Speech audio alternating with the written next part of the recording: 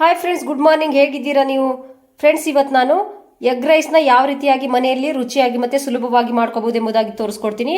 ತುಂಬ ಅಂದರೆ ತುಂಬ ಸುಲಭವಾಗಿ ಮಾಡ್ಕೋಬಹುದು. 5 ನಿಮಿಷದಲ್ಲಿ ಮಾಡ್ಕೋಬಹುದು ನಾವು, ಮತ್ತು ಅಷ್ಟು ರುಚಿಯಾಗಿ ಮಾಡ್ಕೋಬಹುದು. ಅದಕ್ಕಿಂತ ಮುಂಚೆ ನೀವು ನನ್ನ ಚಾನಲ್ಗೆ ಸಬ್ಸ್ಕ್ರೈಬ್ ಮಾಡಿಲ್ಲ ಅಂದರೆ ಲೈಕ್ ಮಾಡಿ, ಶೇರ್ ಮಾಡಿ ಆ್ಯಂಡ್ ಸಬ್ಸ್ಕ್ರೈಬ್ ಮಾಡೋದನ್ನು ಮಾತ್ರ ಮರಿಬೇಡಿ ಫ್ರೆಂಡ್ಸು. ನೋಡಿ, ಅದ್ರ ಜೊತೆ ಮೆಣಸಿನ್ಕಾಯಿನೂ ಇದೆ. ಹುಬ್ಳಿಯಲ್ಲಿ ಹೋದಾಗ ಇದೇ ಥರ ಎಗ್ ರೈಸ್ನ ಕೊಡ್ತಾರೆ ಫ್ರೆಂಡ್ಸು. ಹುಬ್ಳಿ ಸ್ಟೈಲಲ್ಲಿ ನಾನು ಇವತ್ತು ಎಗ್ ರೈಸ್ನ ಮಾಡ್ತಾ ಇದ್ದೀನಿ. ನೋಡೋಣ ಹಾಗಾದರೆ. ನೋಡಿ ಫ್ರೆಂಡ್ಸ್, ಇಲ್ಲಿ ಮೊದಲಿಗೆ ನಾನು 3 ಟೇಬಲ್ ಸ್ಪೂನಷ್ಟು ಎಣ್ಣೆನ ತಗೊಂಡಿದ್ದೀನಿ. 1 ಟೇಬಲ್ ಸ್ಪೂನಷ್ಟು ಶುಂಠಿ ಬೆಳ್ಳುಳ್ಳಿ ತಗೊಂಡಿದ್ದೀನಿ. ಅಚ್ಚ ಖಾರದ ಪುಡಿ 1 ಟೇಬಲ್ ಸ್ಪೂನಷ್ಟು ತಗೊಂಡಿದ್ದೀನಿ. ಇಲ್ಲಿ ಅರ್ಧ ಟೇಬಲ್ ಸ್ಪೂನಷ್ಟು ಗರಂ ಮಸಾಲ ತಗೊಂಡಿದ್ದೀನಿ. 2 ಮೊಟ್ಟೆ ತಗೊಂಡಿದ್ದೀನಿ. ಮತ್ತು ಈ ಕಡೆ ಉಪ್ಪು ತಗೊಂಡಿದ್ದೀನಿ.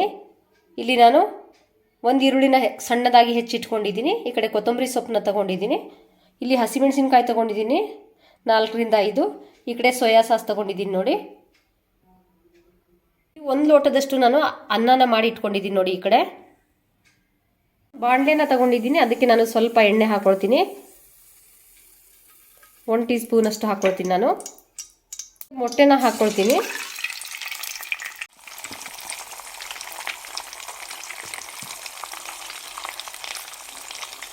ಇದಕ್ಕೆ ಸ್ವಲ್ಪ ಉಪ್ಪನ್ನು ಹಾಕೊಳ್ತೀನಿ ಮೇಲಿಂದ. ನಾನು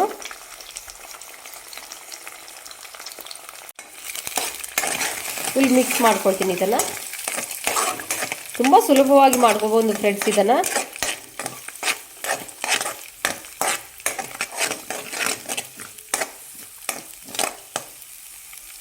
ಫ್ರೆಂಡ್ಸ್, ಇದಾಗಿದೆ. ಇದನ್ನು ನಾನು ಈಗ ತೆಗೆದಿಟ್ಕೊಳ್ತೀನಿ. ಒಂದು ಪ್ಲೇಟಿಗೆ ಹಾಕ್ಕೊಳ್ತೀನಿ. ಪ್ಲೇಟಿಗೆ ಹಾಕಿಟ್ಕೊಂಡಿದ್ದೀನಿ. ಈ ಕಡೆ ಅದೇ ಬಾಣಲೆಗೆ ನಾನು 2 ಟೇಬಲ್ ಸ್ಪೂನ್ ಅಷ್ಟು ಎಣ್ಣೆನ ಹಾಕ್ಕೊಳ್ತೀನಿ.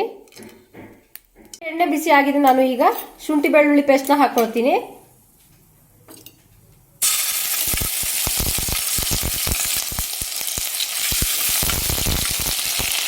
ಈಗ ಖಾರದ ಪುಡಿನ ಹಾಕ್ಕೊಳ್ತೀನಿ. ಖಾರದ ಪುಡಿ ನಿಮಗೆ ಎಷ್ಟು ಖಾರ ಬೇಕಂದ್ರೆ ಜಾಸ್ತಿ ಹಾಕೋಬಹುದು, ಬೇಡ ಅಂದರೆ ಕಡಿಮೆ ಹಾಕೋಬಹುದು. ಈಗ ಗರಂ ಮಸಾಲ ಹಾಕ್ಕೊಳ್ತಾ ಇದ್ದೀನಿ.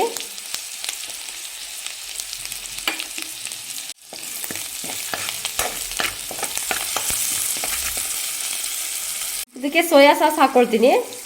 1 ಟೀ ಸ್ಪೂನ್ ಅಷ್ಟೇ ಹಾಕ್ಕೊಳ್ತೀನಿ. ನಾನು ಸ್ವಲ್ಪ ಅರಿಶಿಣದ ಪೌಡ್ರ್ ಹಾಕ್ಕೊಳ್ತೀನಿ.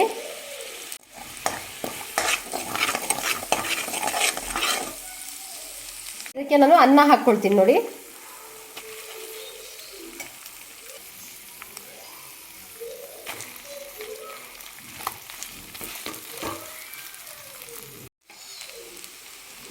ಅನ್ನ ಹಾಕಿ ಮಿಕ್ಸ್ ಮಾಡ್ಕೊಳ್ತೀನಿ.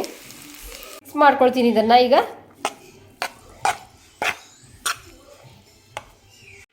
ಚಟಾಪಟ್ ಅಂತ ಬೇಗ ಮಾಡ್ಕೋಬಹುದು ಫ್ರೆಂಡ್ಸ್. ಇದನ್ನು ಬೇಗ ಆಗ್ಬಿಡುತ್ತೆ. ಇದು 5 ನಿಮಿಷದಲ್ಲಿ ನಾವು ಎಗ್ ರೈಸ್ನ ಮಾಡ್ಕೋಬಹುದು.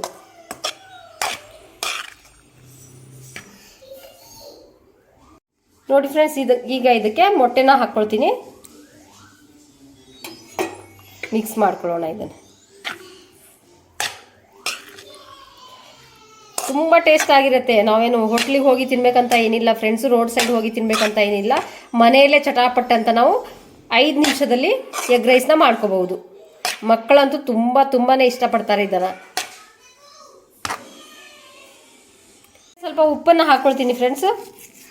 ಸ್ವಲ್ಪ ಉಪ್ಪು ನೋಡಿ ಹಾಕೊಳ್ಳಿ, ಯಾಕೆಂದರೆ ಮೊಟ್ಟೆಯಲ್ಲೂ ಹಾಕಿದ್ದೀನಿ ಮತ್ತು ಅನ್ನ ಮಾಡಬೇಕಾದ್ರೂ ನಾನು ಉಪ್ಪು ಹಾಕಿದ್ದೀನಿ. ಅದಕ್ಕೋಸ್ಕರ ಸ್ವಲ್ಪ ಕಡಿಮೆನೇ ತಗೊಳ್ಳಿ ಆದಷ್ಟು. ಸ್ವಲ್ಪ ಲೆಮನ್ ಹಾಕ್ಕೊಳ್ತೀನಿ. ನೋಡಿ, ಲೆಮನ್ ಕಟ್ ಇಟ್ಕೊಂಡಿದ್ದೀನಿ. ಲೆಮನ್ನ ಹಾಕ್ಕೊಳ್ತಿದ್ದೀನಿ. ಮಿಕ್ಸ್ ಮಾಡ್ಕೊಳ್ತೀನಿ.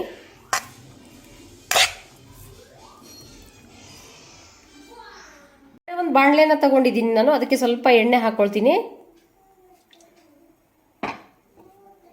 ಹಸಿಮೆಣಸಿನ್ಕಾಯಿ ಹಾಕ್ಕೊಳ್ತೀನಿ. ಚೆನ್ನಾಗಿ ಫ್ರೈ ಆಗಲಿ ಇದು ಎಣ್ಣೆಯಲ್ಲಿ. ನೋಡಿ, ಇದಾಗಿದೆ. ಈಗ ಇದನ್ನು ಆಫ್ ಮಾಡ್ಕೊಳ್ತೀನಿ. ನಾನು ಪ್ಲೇಟಿಗೆ ನಾನು ಸರ್ವ್ ಮಾಡ್ಕೊಳ್ತೀನಿ. ನೋಡಿ, ಎಷ್ಟು ಉದ್ರ ಆಗಿದೆ ಅಂತ ನೀವೇ ನೋಡಿ ಫ್ರೆಂಡ್ಸ್.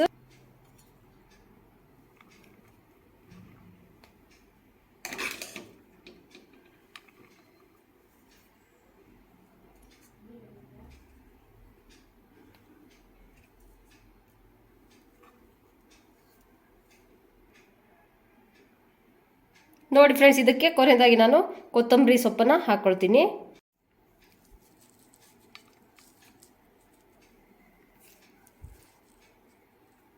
ಇದಕ್ಕೆ ಈರುಳ್ಳಿನ ಹಾಕ್ಕೊಳ್ತೀನಿ.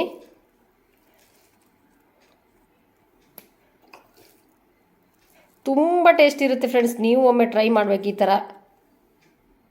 ಇದಕ್ಕೆ ಫ್ರೈ ಮಾಡಿರುವಂಥ ಮೆಣಸಿನ್ಕಾಯಿನ ಇಡೋಣ. ಈ ಥರ ಧಾರವಾಡ ಹುಬ್ಳಿ ಹೋದಾಗ ಅಲ್ಲಿ ಎಗ್ ರೈಸ್ ತಿಂದಾಗ ಈ ಥರ ಮೆಣಸಿನ್ಕಾಯಿ ಕೊಡ್ತಾರೆ ಫ್ರೆಂಡ್ಸ್. ನೋಡಿದ್ರಲ್ಲ ಫ್ರೆಂಡ್ಸು, ಸುಲಭವಾಗಿ ಮತ್ತು ರುಚಿಯಾಗಿ ನಾನು ಯಾವ ರೀತಿಯಾಗಿ ಎಗ್ ರೈಸ್ನ ಮಾಡಿದ್ದೀನಿ ಅಂತ. ತುಂಬ ಅಂದರೆ ತುಂಬ ಟೇಸ್ಟಿ ಆಗಿರುತ್ತೆ. ನೀವು ಈ ಥರ ಮನೇಲಿ ಟ್ರೈ ಮಾಡಿ ಫ್ರೆಂಡ್ಸು. ಈ ವಿಡಿಯೋ ನಿಮಗೆ ಇಷ್ಟ ಆದರೆ ಲೈಕ್ ಮಾಡಿ, ಶೇರ್ ಮಾಡಿ ಆ್ಯಂಡ್ ಸಬ್ಸ್ಕ್ರೈಬ್ ಮಾಡೋದನ್ನು ಮಾತ್ರ ಮರಿಬೇಡಿ ಫ್ರೆಂಡ್ಸು. ಹಾಗೆ ಕಮೆಂಟ್ ಮೂಲಕ ತಿಳಿಸಿ. ಬಾಯ್.